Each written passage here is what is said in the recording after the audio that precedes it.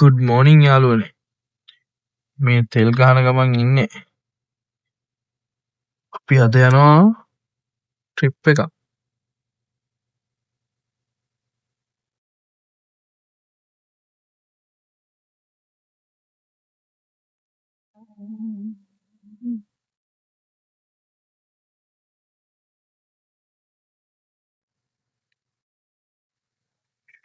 ලාව පාන්දර 3:08යි අපි ඉන්නේ දැන් මිනුවන්ගොඩ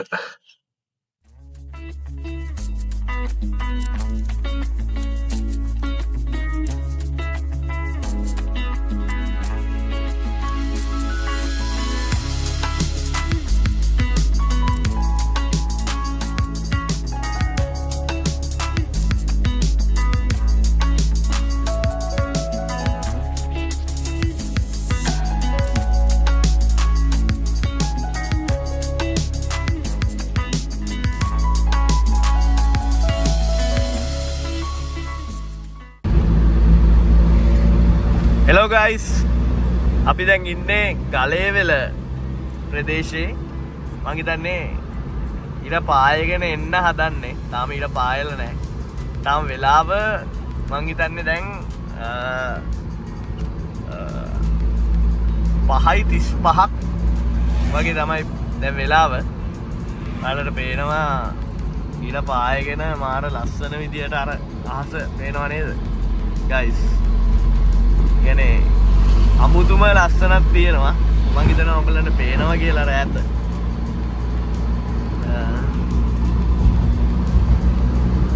අපේ දිනුජයනන් තාම ටිකක් නිදිමරගා තින්නේ මිනිහා ඉදාගෙන යන්නේ ඌ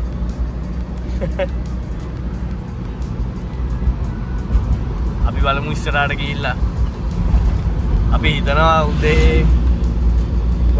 වෙන්න ඉස්සෙල්ලා අඩුම සීගිරියට ගමන් කරන්න බලමු මොකද්ද වෙන්නේ කියලා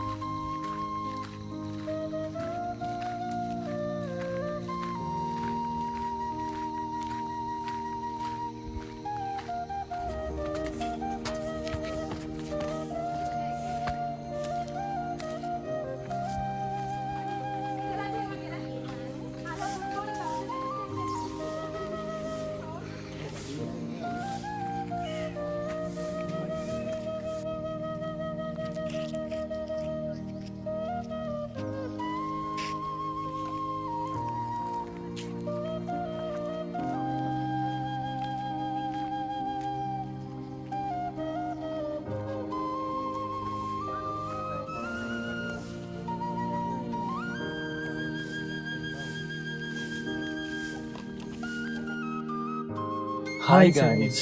අපි සෙරන්ඩිප්සිකර්ස්. අපි අද ආවේ සීගිරියට. ඒ ලංකාවේ පෞරාණික වටිනාකමක් තියෙන ලෝක උරුමයක් තියෙන තැන. අපි ගිහිල්ලා බලමු. සීගිරිය කොහොමද කියන්නේ. ඉස්සරහට ගොඩක් දේවල් අපි අරන් එනවා. අද අපි ඔබව අරගෙන එන්නේ ලංකාවේ ආශ්චර්ය හෙළිකර පුරාණ රාජධානියක් වන සීගිරියටයි. ලෝකයේම ප්‍රකට උරුමයක් වන කඳු ගහන අතරින් අහසට පනින මේ පර්වතය බලද්දිම තේරෙනවා.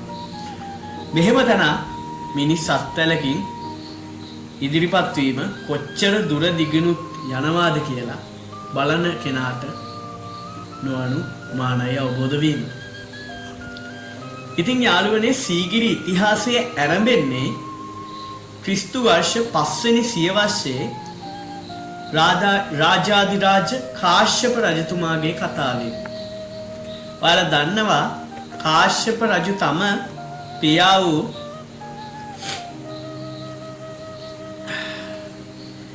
දාසුසේන බද්දෙස් රජු අවසරයකින් නොව බලයගෙන රජකම අරගෙන තියෙනවා පුරාණ ග්‍රන්ථවල සටහන් වෙනවා.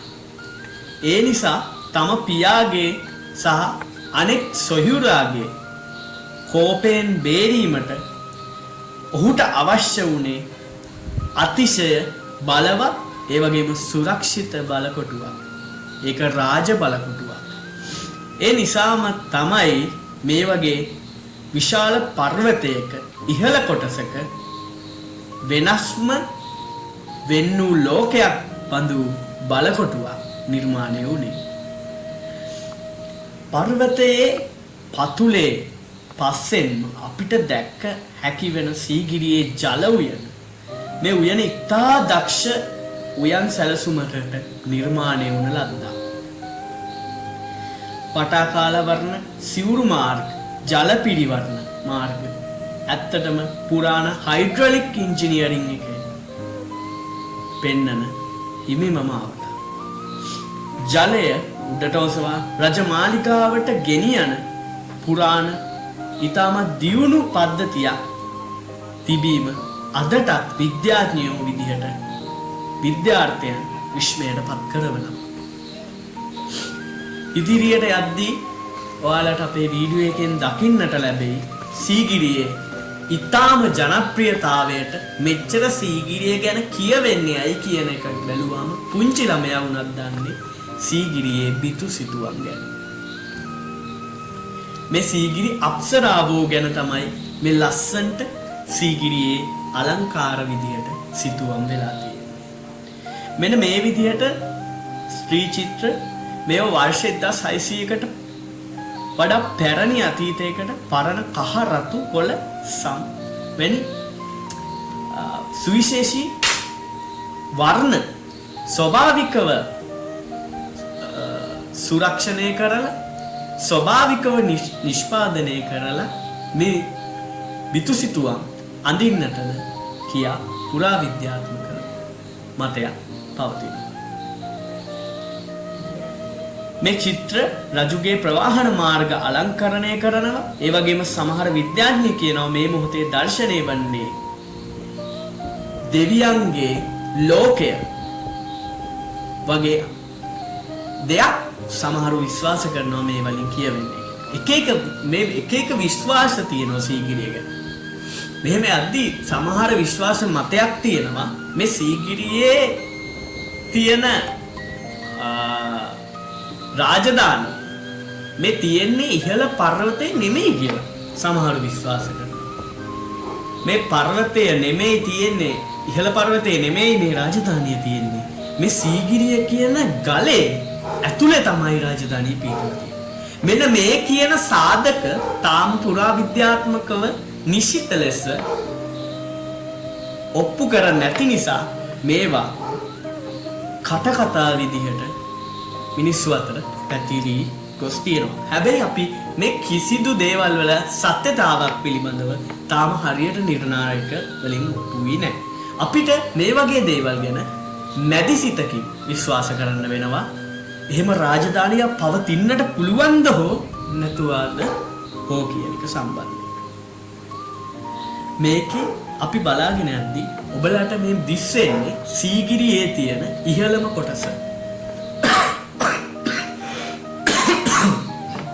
මේ සීගිරියේ ඉහළම කොටස තමයි එකල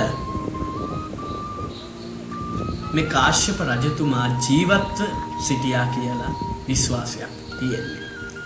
පුරාවිද්‍යා සාක්ෂි වලට අනුව අපි ඇත්තටම ළමයි මෙහෙට සීගිරියට අපි උදේම ගියපු නිසා තමයි මේ විදිහට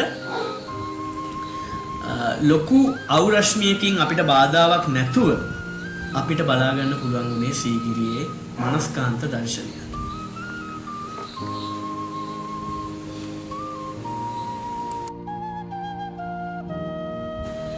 ඇත්තටම සීගිරියේ මේ ඉහළ ස්ථානයට පැමිණියාට පස්සේ ඔයාලට තේරෙනවා මේ සීගිරිය වගේ රාජධානි ඉදි කරන්නට එකල මේ හෙළබිම මේ ශ්‍රී ලංකාව තුල කොයි ආකාරයේ තාක්ෂණයක්ද සමවැදිලා තිබ්බේ කියලා.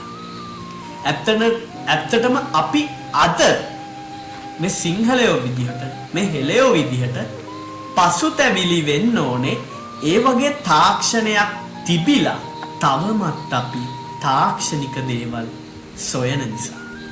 මේ වගේ තාක්ෂණික වටිනාකම් සීගිරියට ප්‍රධාන වශයෙන් උරුමයක් විදිහට තියෙන මේ ලෝක උරුමේ මෙච්චර ඉහළ රාජධානියකට ජලය ගෙන ගිය ආකාරයෙන්ම තේරෙනවා මේ කාලයේදී තිබ්බ තාක්ෂණයේ දියුණුව. පුරාණ කතාවල සඳහන් වෙනවා මේ සීගිරිය රාවණ රජතුමාත් භාවිතා කර ස්ථානයක් කියලා. ඒවස් නිශ්චිත ලෙස සාක්ෂි වලින් ඔප්පු වෙන්නේ නැහැ. අර මම කිව්වා වගේ ගොඩක් අයගේ බහුතරයක් අයගේ හෝ සුළුතරයක් අයගේ විශ්වාසයන් අතර ඒ දේවල් ගැප් ගෙන තියෙනවා. හැබැයි මේ සීගිරියට ගියාට පස්සේ තමන් සීගිරිය දෙස බලන විදිහ තීරණය කරන්නේ තමයි. තමන්ට පුළුවන් මේ හැම ස්ථානයක් පිළිබඳව සත්‍ය දෙයක් තියෙනවා නම් ඒ දේවල් මොනවද කියලා හොයා බලන්න. ඉතින් ආරාධනා කරනවා මේ සීගිරියේ තියෙන গুপ্ত රාජධානියේ තියෙන ඇත්ත සොයන්න.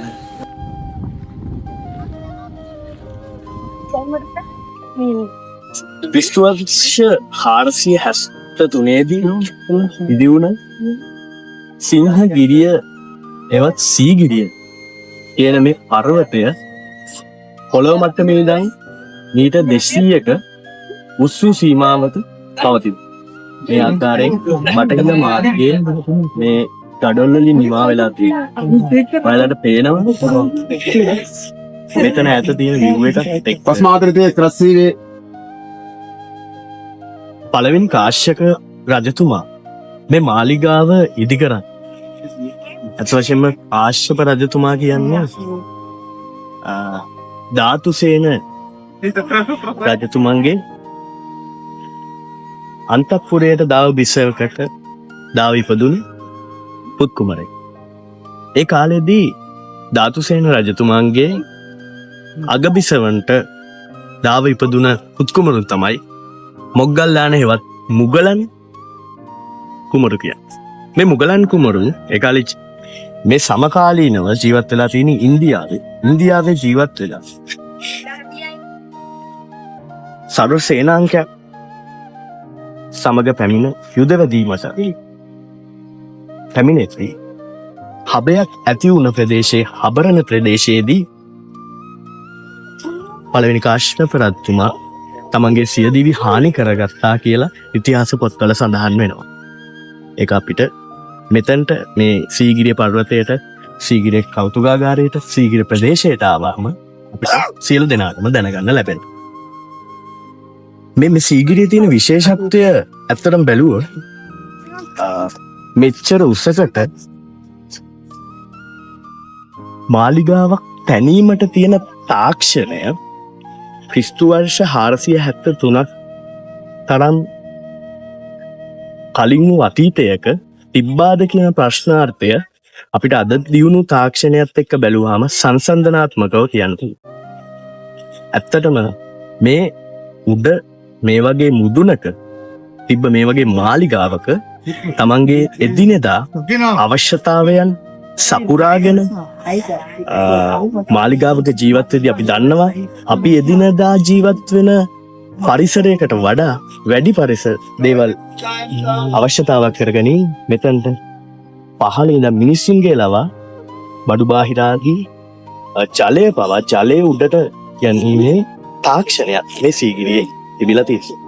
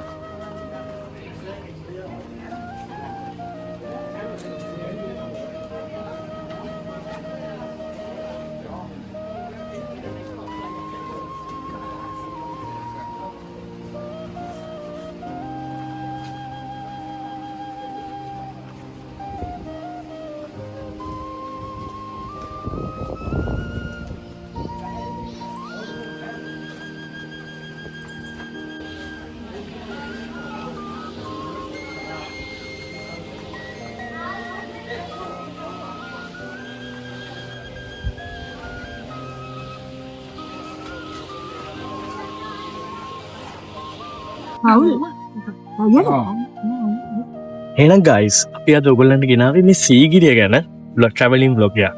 ඔයා දැක්කා සීගිරිය කියන්නේ මොකද්ද? සීගිරියේ තියෙන අසිරිය අපේ බ්ලොග් එකෙන් අපි පැහැදිලි කරා. අපි මේ වගේ තවත් පෞරාණික දේවල් අපේ සෙරෙන්ඩිප් සීකර්ස් channel එකෙන් ගෙන එනකම් එහෙනම් guys අපි ගිහින් එන්නම්. අපි follow කරන්න, like කරන්න, share කරන්න. අපි සෙරෙන්ඩිප් සීකර්ස්